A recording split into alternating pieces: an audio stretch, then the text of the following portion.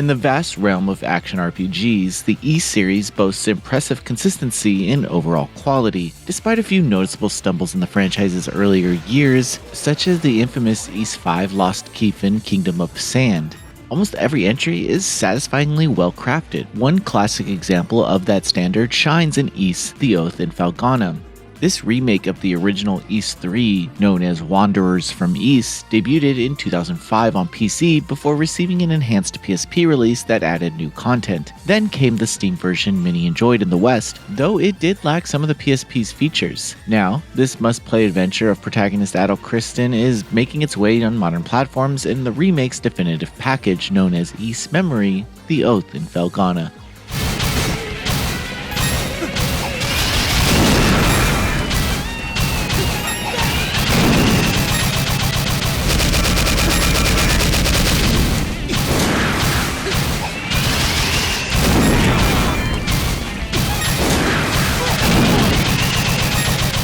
East Memoire, Oath in Felghana follows Adol's journey in the land of Celceta at age 18. It's here that he travels to the town of Redmond at 19 with his companion Dogi. This is Dogi's hometown, and it's somewhat of an emotional homecoming before the appearance of monsters makes it clear that the land isn't nearly as peaceful as Dogi remembers.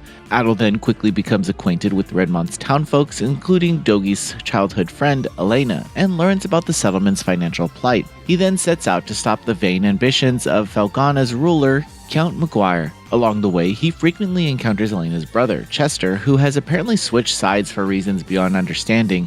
Meanwhile, the historical truths of Felghana become evident, showing the scars of time in a multi-year-long struggle.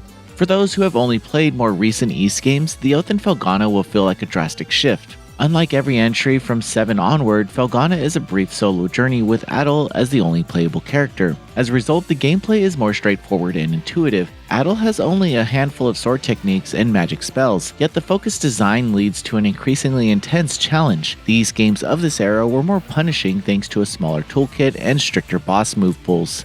This release does have a selection of lower difficulty levels upon starting, but understanding each boss's intricacies, and even the standard mobs, makes Nightmare and the unlockable Inferno difficulties well worthwhile. I've played Felghana a few dozen times over the past decade, so I can't say the challenge applies to me personally. Still, the fact that only a handful of hits can kill you on Nightmare and Inferno ensures you can stay humble. It's also worth emphasizing that the RPG elements here shouldn't be overlooked, since they can actually tip the odds heavily in your favor, or against it. In older East titles, your level matters immensely. It's no exaggeration to say that just 1 or 2 levels can drastically boost your damage output and defenses. Thankfully, grinding isn't usually recommended because you'll quickly notice when your experience gains become negligible.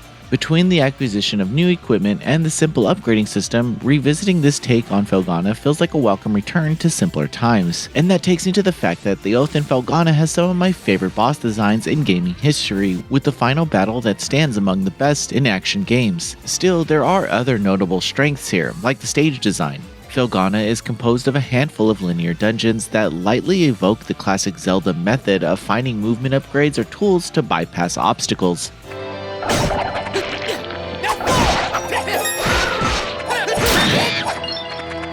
From a double jump to an accessory that negates shallow lava damage, every location feels like a significant step forward. The spells Adol learns also serves multiple functions. For example, wind magic not only grants a powerful charged spin attack, but also propels you when you're crossing large gaps. Movement feels smooth and responsive overall with minimal animation lag. Your reflexes and ability to read enemy telegraphs are what truly matter in each encounter, plus the game's platforming is boosted by how swift and intuitive Adol is to control.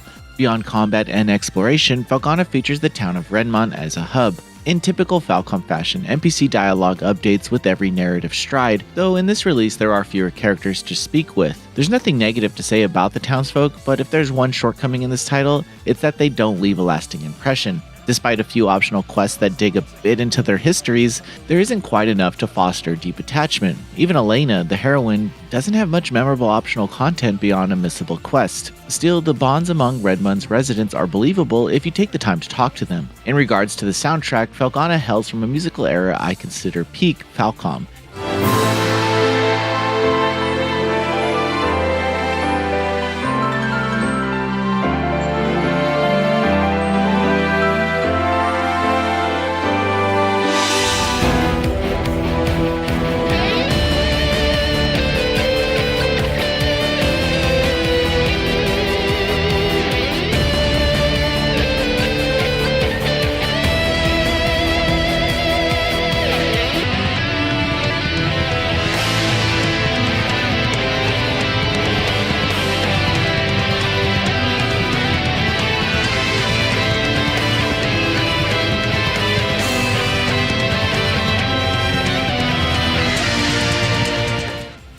Every area and battle theme hits incredibly hard. The sheer hype for tracks like Vestine Castle and Stealing the Will to Fight hasn't dulled in almost 2 decades, and I don't see it ever losing its appeal. Meanwhile, fans of older style musics can swap to the older soundtracks of Ys 3, Wanderers from Ys if they want to.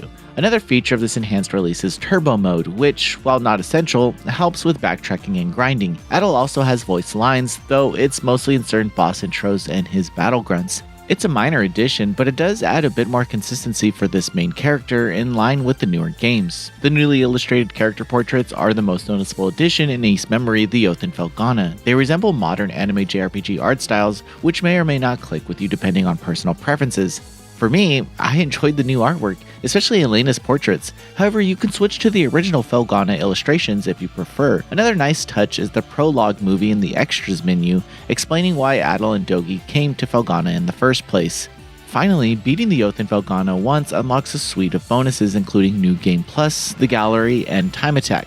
New Game Plus works like older Tales entries. You earn points based on the difficulty you cleared, and you can redeem these for elements carried over or new perks in your next playthrough, like more HP or higher equipment upgrade caps. I actually love this approach to New Game Plus, as it rewards skills and keeps each replay feeling unique.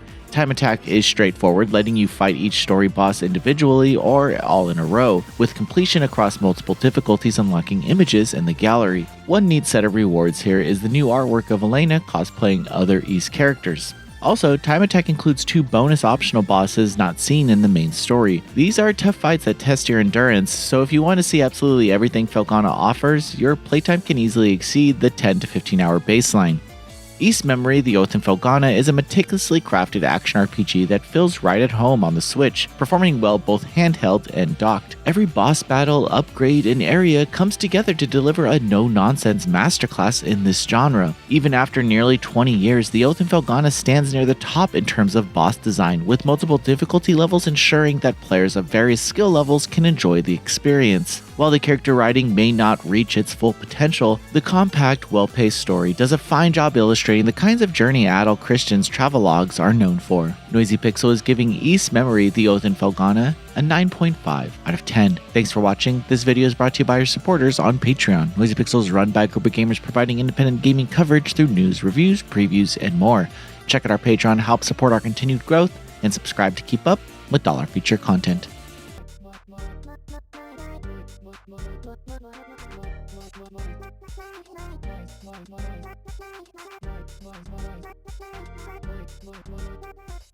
Noisy Pixel.